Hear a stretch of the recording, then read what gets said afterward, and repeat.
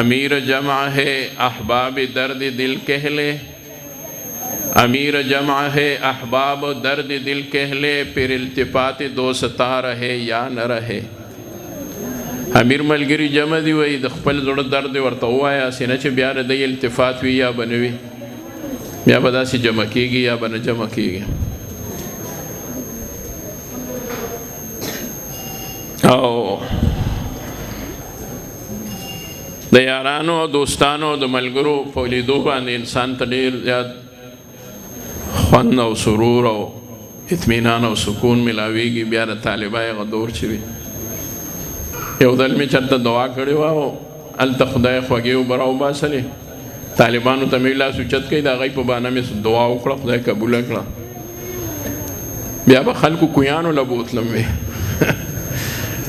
رایغلی وي هغه چې راشي نو کوی اوبه ښې خوږې. امام غزالی رحمت الله علیه زمانه کې یو بادشاه تیر شوی دی، د هغه نوم دی نظام الدین طوسی. بادشاه زمونږ دا درس نظامی دا کتابونه چې دي دې ته موږ ځکه درس نظامی وایو چې دا د نظام الدین طوسی په بادشاهۍ کې د دې وضع شوې ده. او هغه د لویې خطې بادشاه خو ډېر دیندار او علم دوست و. نو نیکان بادشاهان او عادلان بادشاهان او دیندار بادشاهان د دین د خدمت سوچم کوي. د افغانستان بادشاه تیر شوی دی ظاهر شاه، هغه دیوبند ته پیسې ولېږلې وې زما د پاره یو ګیټ جوړ کړئ چې هغه زما یو یادګار وي. هلته هغوی په هغې نوم باندې باب الظاهر جوړ کړو. نو دغه نظام الدین طوسی چې و نو دی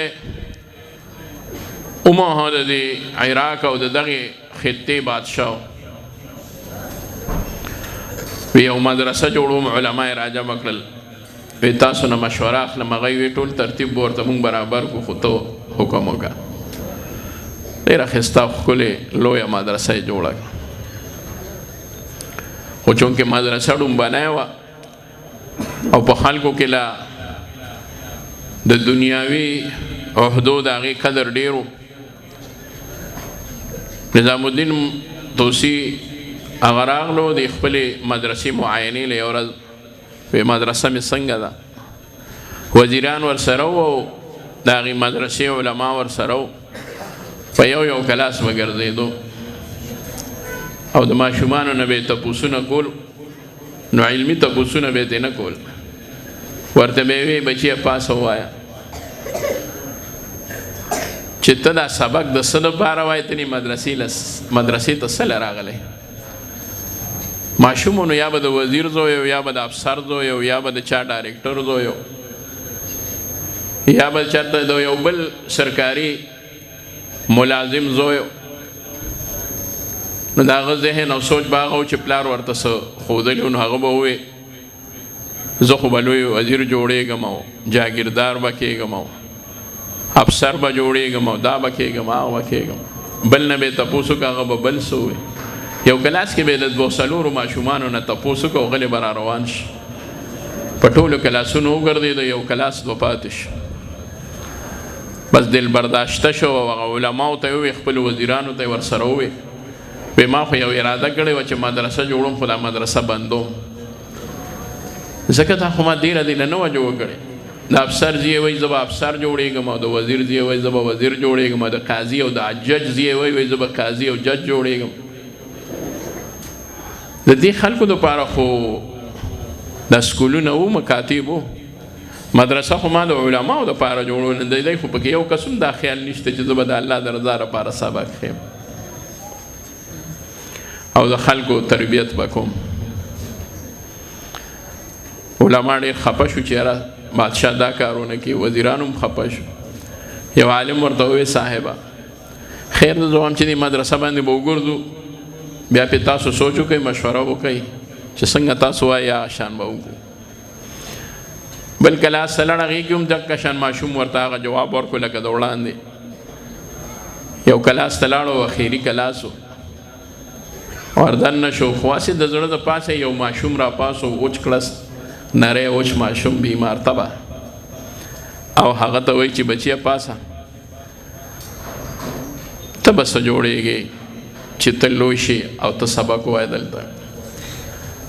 هغه ووایي زه خو مور داخل کړی پلار مې نشته یتیم و هغه، خو ما ته مور په کور کې هم یو تربیت را کړی دی چې بچې د الله یو نیک بنده جوړ شي او د مؤمن صفات چې الله رب العزت قرآن مجید کې کوم بیانې چې هغه شان جوړ شي. بادشاهي عجیبه ده بچې هغه کوم صفات دي. ماشوم ورته په ښکلي انداز کې قد افلح المؤمنون هغه ورته شروع کړه، دغه 10 وړه آیتونه ورته ووایي. دغه ټول صفاتو باندې بادشاه پوهېدو. بادشاه سترګو کې اوښکې راغلې بچې چې لوی شي نو بیا به څه کې چې فارغ شي. وی چې د دین او د امت د نبی علیه السلام خدمت به کوم. او وی خلکو ته به څه وایې؟ وی خلکو ته به داسې تربیت ورکوم چې صحابو په شان ژوند تیر کړي چې دنیا او آخر مو دواړه ښکلي شي. او بچې که پیسې در سره نه وي نو ورته وي که پیسې را سره نه وي نو نه دي وي که چېرې د پیسو دپاره ما سبق وی نو بادشاه سلامت زه به بیا مدرسې ته نه راتلم، زه به بل ځای ته تللی وم. وی ولې پیسې ستا نه دي خوښې؟ وی پیسې مې خوښې خو د پیسو نه سیوا مې د الله دین خوښ دی، پیسو سره مې څه مینه نشته. او د الله د دین په خدمت کې د پیسو ضرورت داسې نه راځي چې بغیر د پیسو نه لګېږي. الله به ما له هر څه راکړي خو چې زه د الله د دین خادم جوړ شم. بادشاه سترګو کې اوښکې رالې، هغه ماشوم یې خو په ځای پرېښودو بهر راغلو. وی ما خو اراده کړې وه چې دا مدرسه ختموم، خو د دې یو اوچ کلس او غریب او یتیم او بیمارتبه ماشوم په وجه باندې دا مدرسه پرېږدم. ځکه چې ماشوم ما ته کومه خبره وکړه نو زه د ځان پورې اریان کړم. بیا علما ورته وویل چې صاحبه دا یو ماشوم دپاره ولې پرېږدي؟ وی ما مسینه چې دا ماشوم د دین نه او د علم نه محرومه شي نو سینه چې دی ضایع شي.